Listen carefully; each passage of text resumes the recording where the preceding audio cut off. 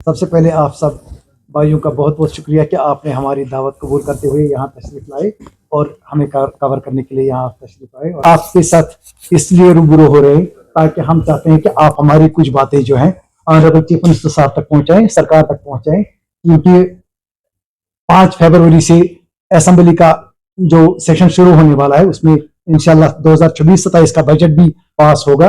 तो उसी तनाजुर में हमने सोचा कि हम उससे पहले कि बजट का सेशन शुरू हो जाए, हम पूरे अगस्त हाउस को, ऑनरेबल हाउस को याद दहानी करना चाहते हैं कि कुछ इश्यूज जो हमारे हैं, जो सर्विस इश्यूज जो है, जैसे एश्योर्ड कैरियर प्रोग्रेशन है, या हमारी 2026 में 8th पे कमीशन भी आने वाला है, तो उस चीजों के लिए आज ही बजटरी प्रोविजन रखे जाएंगे। जब वो बजटरी प्रोविजन रखे जाएंगे वो तभी हम वो रखेंगे जब हम उनको याद दिलाएंगे कि हमारे साथ कुछ वादे किए गए थे, कुछ एश्योरेंसेस दी गई थी फ्रॉम टाइम टू टाइम।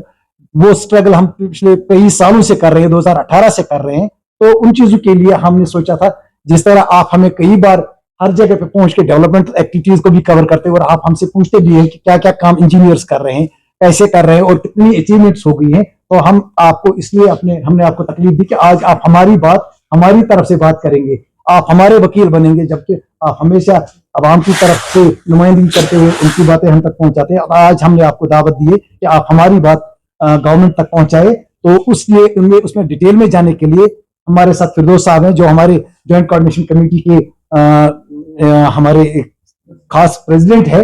मैं उसको अगर एज चेयरमैन हेड कर रहा हूं, तो ये हमारे प्रेसिडेंट है उसके। तो ये इश्यूज के बारे में इंडेप्थ आपको बताएंगे कि 3-4 इश्यूज जो हैं जिनको आज ही सरकार तक लाने की जरूरत है ताकि टाइमली उन पे रिडर्सल हो जाए। प्लीज फिरदौस साहब। थैंक यू फारूक साहब, मैं मीडिया का बड़ा शुक्रगुजार हूँ। जैसे कि पहले ही बोला कि शॉर्ट नोट्स आप यहाँ आए, हम आपके बड़े शुक्रगुजार हैं।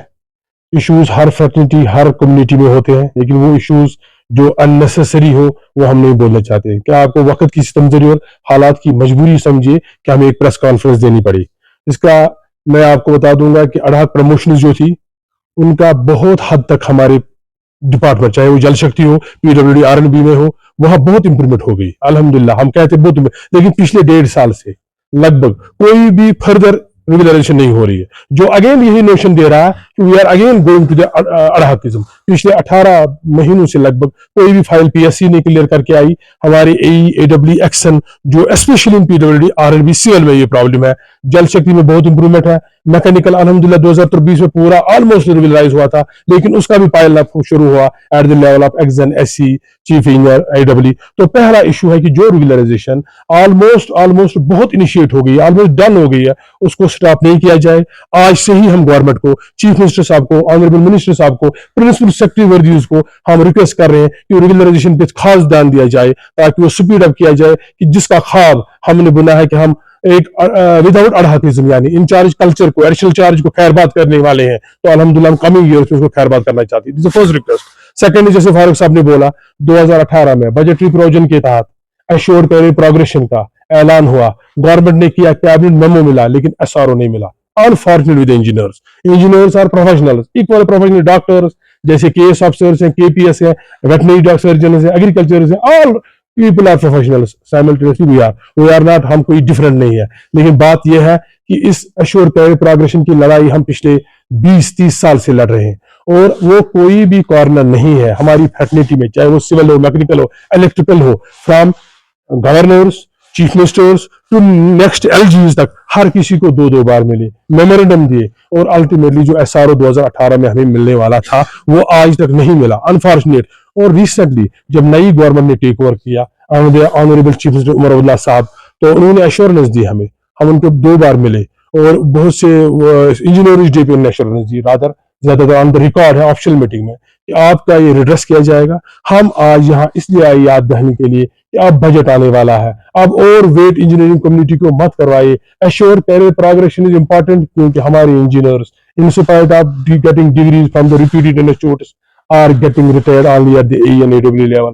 आगे 15 साल आने वाले में कोई भी जो, अगर वो आईआईटीएन हो, वो एनआईटीएन हो, कोई भी क्वालिफाइड इंजीनियर हो, वो असिस्टेंट इंजीनियर, एग्जीक्यूटिव इंजीनियर के ऊपर और कोई ग्रेड हासिल नहीं कर सकता है। And this demoralises the community, when it demoralises it goes for the brain drain. यहां से अच्छा टैलेंट वो शिफ्ट होता है दूसरे स्टेट और दूसरे कंट्रियों को, और यहाँ पे उनकी यूटिलाइजेशन होती है। सो एश्योर्ड कैरियर प्रोग्रेशन ये एक हमारा राइट है, ये कोई प्रिविलेज नहीं है। हम गवर्नमेंट को इल्तिमास इल्तिजा करते हैं यहाँ से, बहुत साथ आपकी मीडिया, कि हमें एश्योर्ड कैरियर प्रोग्रेशन का एसआरओ दिया जाए, ताकि हम और मजबूती के साथ काम करने में फख्र फील करें, जिसका हमें तनख्वाह मिल रहा है डेवलपमेंट ऑफ यूटी के लिए।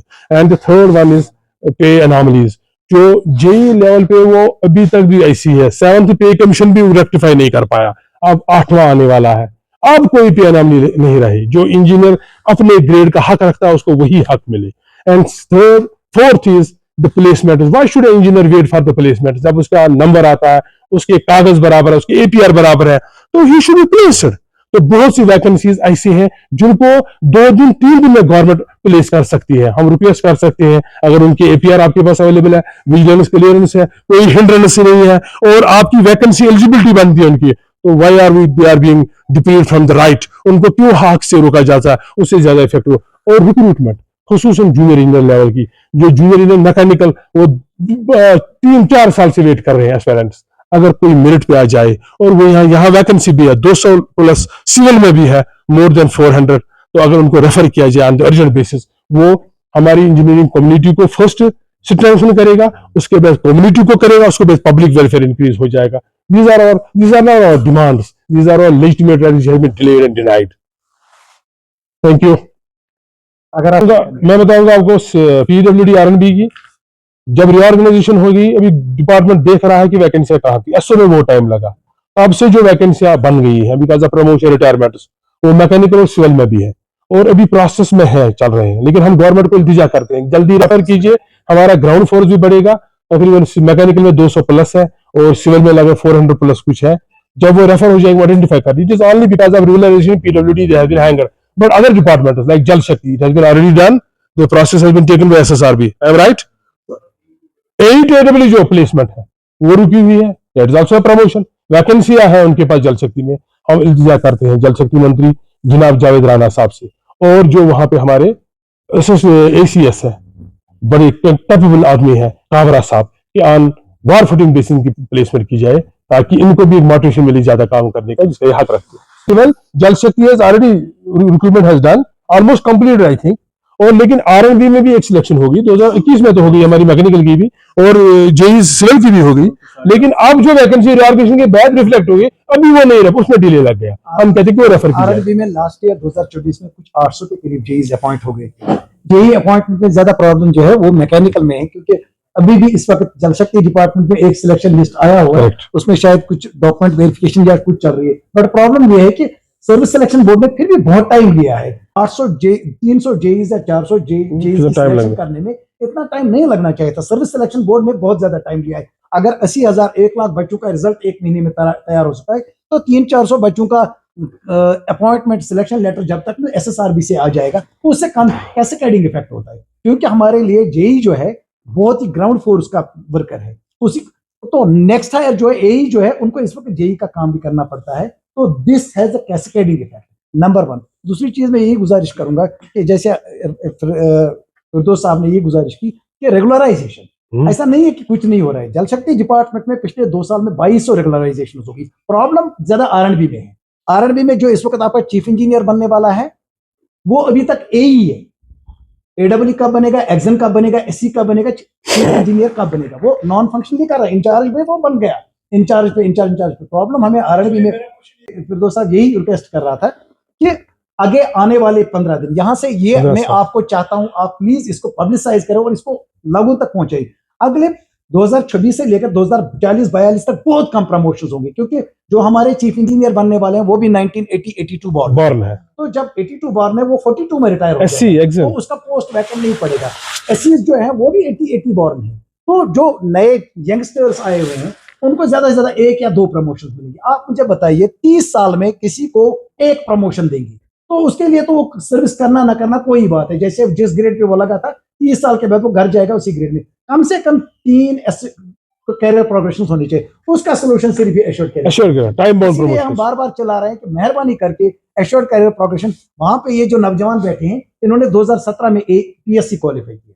जिस तरह कोई केएस ऑफिसर पीएससी क्वालिफाई करके आता है, ये भी पीएससी क्वालिफाई करके आए हैं। लेकिन प्रॉब्लम ये आज भी 10 साल के बाद उसी पोजीशन पे हैं जहां ये एक्चुअली इसके दो रीजन हो सकते हैं। पहला एक तो ये है कि यहाँ पे चूंकि हमारे लिमिटेड बैक पोस्ट होते हैं कैडर के, जितने यहाँ सिलेक्शन होते हैं उतने ही यहाँ पे एब्जॉर्ब हो जाएंगे। लेकिन जब हमने देखा हमारा जॉब जो है it is largely stressing job.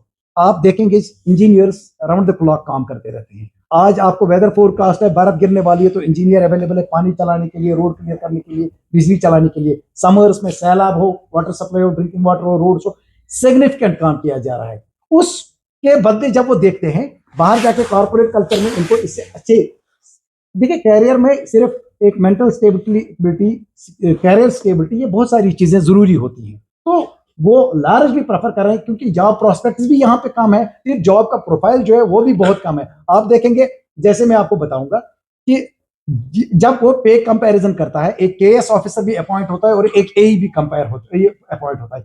7 साल के बाद एक केएस ऑफिसर, उसने 4 प्रमोशंस भी होती हैं 10 साल के बाद। लेकिन जो इंजीनियर होता है वो अपने आप को वहीं पे देखता है जहां वो उसके साथ अपॉइंट हुआ था। तो ये बहुत हद तक ये स्टैटिस्टिक्स इस वक्त हमारे पास नहीं है कि कितने का, बट लार्ज मैं आपको एक एग्जांपल दे दूंगा। इस चीज में हमारे साथ एक इंजीनियर साहब थे जो यहाँ पे पीएससी के थ्रू अपॉइंट हुए थे, असिस्टेंट इंजीनियर लगे थे, एडब्ल्यू भी बन गए थे। वो अब एग्जन बनने वाले थे। एज एडब्ल्यू उन्होंने रिजाइन किया आर&बी डिपार्टमेंट का जॉब और वो एनआईटी में चले गए टीचिंग में। जो जॉब उसने पहले प्रेफर नहीं किया था, उसने प्रेफर किया था आर&बी में जाके एज इंजीनियर जॉब करना। फिर उसने छोड़ दिया, उसने कहा कि नहीं, I am not finding that job वो स्टेबिलिटी हियर, मेरा जॉब कैरियर स्टेबिलिटी नहीं है, तो ही left and went to REC NIT. जो मैं चेयरमैन साहब की बात को ऐड करूंगा आपको प्लीज, मैं चेयरमैन साहब की बात को ऐड करूंगा। वो कोई मीटिंग नहीं है, वो कोई दिवस नहीं है, चाहे ब्लॉक लेवल पे हो, डीसी लेवल पे हो, ड्यूकॉम लेवल पे हो, चीफ सेक्रेटरी लेवल पे हो, चीफ मिनिस्टर लेवल पे हो, जहां पे इंजीनियर्स को नहीं पूछा जाता। 70% fractures are occupied by engineers which are liable to accountable। उसमें हमें फक्र है, हम काम करते में पूछा जाता है। लेकिन साइमल्टेनियसली इन इंजीनियरों का कभी नहीं पूछा जाता कि एसीपी ये पिछले 30 साल से मांग रहे हैं, आखिर है क्या इनकी डिमांड। एक कैबिनेट तो अप्रूव किया, एक कैबिनेट ने अप्रूव, जब उनको लगा कि it will definitely give the welfare to the first not engineers but the public welfare, कि मोटिवेशन बढ़ जाएगी, ज्यादा टैलेंट करेगा विद हार्ड वर्क, तो उसको रोका गया। आज हम ये कह रहे हैं कि जो बजट आने वाली है इसमें उसका प्रोविजन रखा जाए। एश्योर कैरियर प्रोडक्शन कोई गिफ्ट नहीं है, इट इज आवर राइट।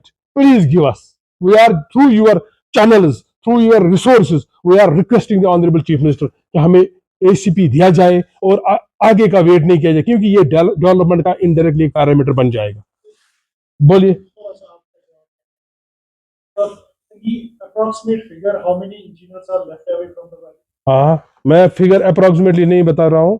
आजकल आप अगर एक एग्जांपल लेंगे, at a home if a person is graduated engineering या एमटेक, आज जो ज्यादा एमटेक है, पीएचडी है, बेरोजगार है, but he gets opportunity outside in any company, चाहे मल्टीनेशनल या within national, he will not prefer for this job because he has seen his brother, he is stagnant at the AE level, not being promoted placed, so उसकी ताजा example घर में ही जब बनती है, he shifts, और ये ऐसे ड्रेन हो रहे हैं।